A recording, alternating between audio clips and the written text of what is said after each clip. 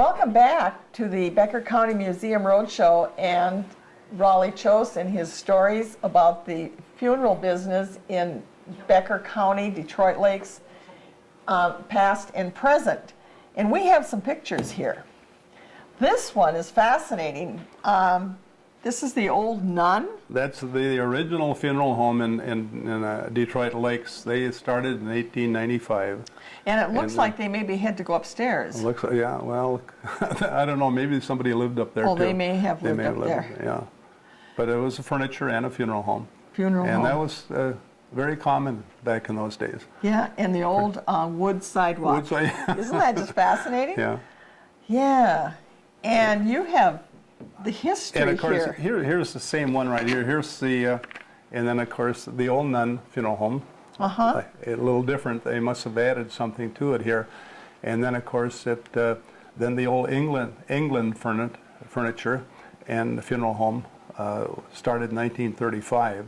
Okay. And I think they started before that, but they built their existing place on Lake Avenue in 35.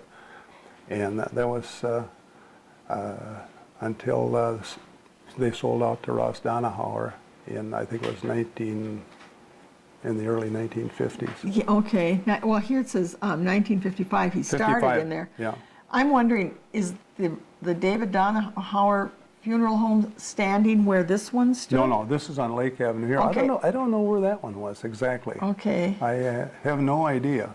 And there was a terrible fire, though. That terrible fire, yes. Yes. That burned down.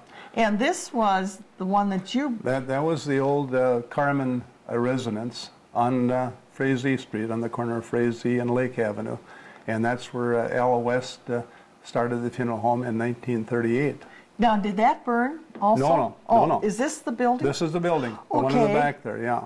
And then we put that existing addition on it. For $17,000, I heard. Yeah, we took a loan out for $17,000 for that in 1963. Okay, and then we have some more pictures. This is the new place, the new home, right across down the street here. And you had to move so they could make a parking lot. Yeah. And here you are, and there's a nice shot of the Berean Church, which is now a parking lot. That's it's too bad that they ruined it, because that was quite a building. It really all was, stone. yeah. Yeah, very nice. Yeah, now that's gone. We've got we've got the cornerstone over here. Have you? Yeah, they gave it to us. Oh, and what great. do you have on that paper? Oh, I was going to say something about, funeral homes have changed so much, they've gone into the corporate world. Okay. It's unbelievable. Now, here's a fellow by the name of Tom Burton. He's from Breckenridge. Breckenridge, I knew him, yeah. Okay, now he owns funeral homes, Pelican Rapids, Fergus Falls, Perham, Frazee, Mahnomen, Ada, and Fertile, plus several other homes in Minnesota, North Dakota, and South Dakota. And also he owns the Donahauer funeral home here in town. Okay, so they're going, a lot of them are going into the corporate world now, and these people are paying big prices, and they're buying these funeral homes from these individuals that want to eventually retire and get out of it. How have funerals changed? The funeral? Funeral. Well, not really too much, Okay. Carolyn. They're pretty much the same. Of course, I have attended funerals now for the last 20 years, but I haven't really been involved with them too much.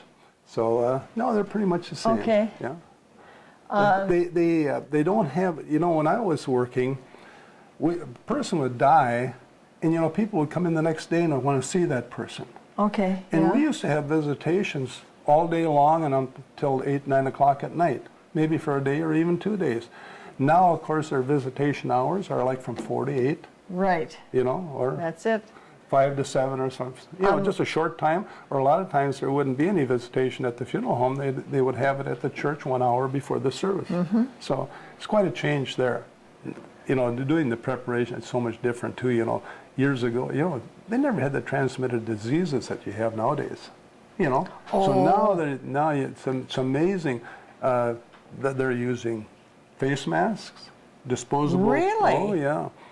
And, they're scared of something coming up. You never know. But That's right. I was never concerned about, never even worried about a transmitted disease when I was working. But of course, you always wore gowns and you wore rubber gloves. But what did they do during the flu epidemic and the smallpox? You know, there's some cemeteries around here that are called smallpox cemeteries. Oh, really? Up in the northwest corner of Becker County, and people would come and bury them at night. I wasn't aware of that.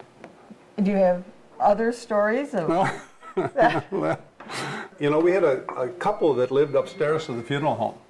Vernon Bess Anderson was their name. And of course, at that time, you know, we didn't have cell phones or anything. No. So whenever we wanted to go out for a cup of coffee or run to the post office someplace, we'd holler up to Bess, say, "Would you answer the phone while we're gone?" and that's what happened. And of course, we had to do this until cell phones came into existence. But that was a problem. Or if I'd be working at night and on my way home, before I'd go home, I'd call Betty and I'd say, "Betty, answer the phone in case it rings. I'm on my way home." But nowadays, they got cell phones. They come and go and leave and close up the business, and that's it. You know, yeah. It's interesting. And, you know, one thing I liked about it, you know, some people say, "Well, how could you be in funeral?" I liked funeral service, and I liked the people, meeting the people. And, you know, I made so many nice friends. But, you know, I used, a lot of times, like my wife said, I used to get so involved in it with the families. Yeah. And, of course, you do in a small town because you know everybody. And it's so sad when they lose a young father, mother, a young child. It's so difficult.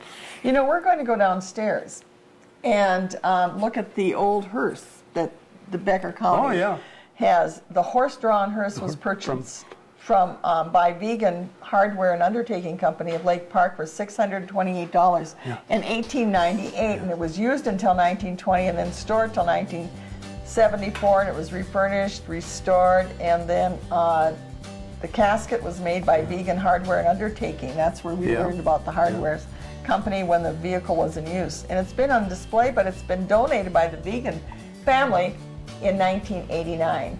Thanks for joining us in this discussion, and share your stories at home and with each other.